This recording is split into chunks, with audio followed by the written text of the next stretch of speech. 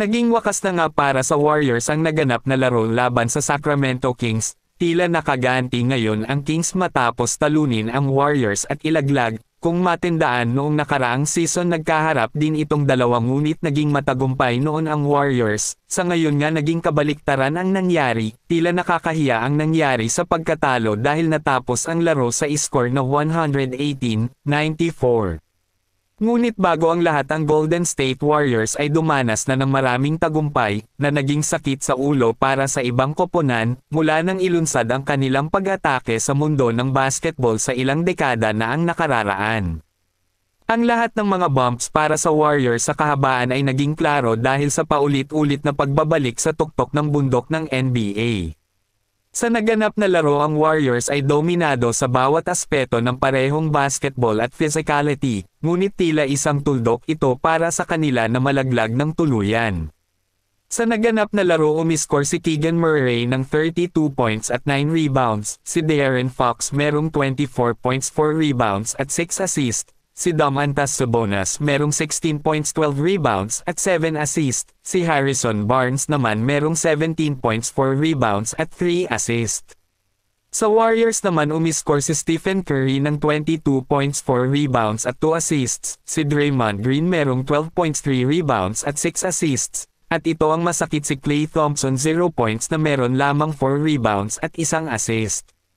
Ito ang mapait na katotohanan para sa Warriors na matapos na agad ang kanilang pinaghihirapan, ngunit may iba pa rin naman ang naniniwala sa kanila na makabawi sila sa susunod na season sa kabila ng pangyayari. Ngunit hindi maiiwasan ang napakalungkot na pangyayari para sa Warriors pagkatapos ng pagkatalo, at dito na naman pumasok ang usapang sa pagbabuwag ng trio na sina Klay Thompson, Draymond Green at Stephen Curry. Naging matagumpay naman ang Los Angeles Lakers matapos talunin ang New Orleans Pelicans, at makakaharap ngayon ng Lakers ang isa pang playoff date na Denver Nuggets. Tinalo ng Lakers ang New Orleans Pelicans sa score na 110-106 sa NBA Play-in Tournament, na humiwalay sa huli pagkatapos ng injury kay Zion Williamson. Sa panalo ng Lakers naging number 7 seed sila sa playoff bracket ng West at makakaharap ang number 2 na Nuggets sa unang round, habang makakalaban naman ng Pelicans ang Kings sa Biyernes para sa isang pagkakataon sa number 8 seed. Nanguna ang Lakers ng hanggang 18 points sa second half, ngunit bumalik ang New Orleans sa fourth quarter sa likod ni Zion Williamson, na nagkaroon ng isa sa pinakamagandang laro sa kanyang karera sa NBA bago siya lumabas ng wala pang 4 na minuto dahil sa pananakit sa kaliwang paa. Nakakuha ang Lakers ng crucial sa 3-pointer mula kay D'Angelo Russell, na merong 21 points. Si LeBron James naman ay gumawa ng 23 points, 9 rebounds at 9 assists, habang si Anthony Davis ay may malakas na fourth quarter para matapos na merong 18 points at 15 rebounds.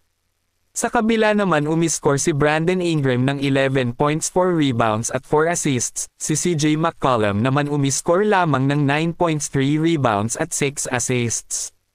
Kahit sa pagkatalo ng Pelicans naging agaw pansin naman ang ginawa ni Zion Williamson, kalaban niya hindi lamang ang dalawa sa pinakamalalaking star ng NBA na sina LeBron James at Anthony Davis, kundi isang koponan ng Lakers na paulit-ulit na nagpahiya sa kanyang Pelicans ngayong season. Gumawa si Zion Williamson ng mabigat na 40 points 11 rebounds at 5 assists, ngunit sa kabila ng mga yan hindi nga naging sapat para talunin ang Los Angeles Lakers.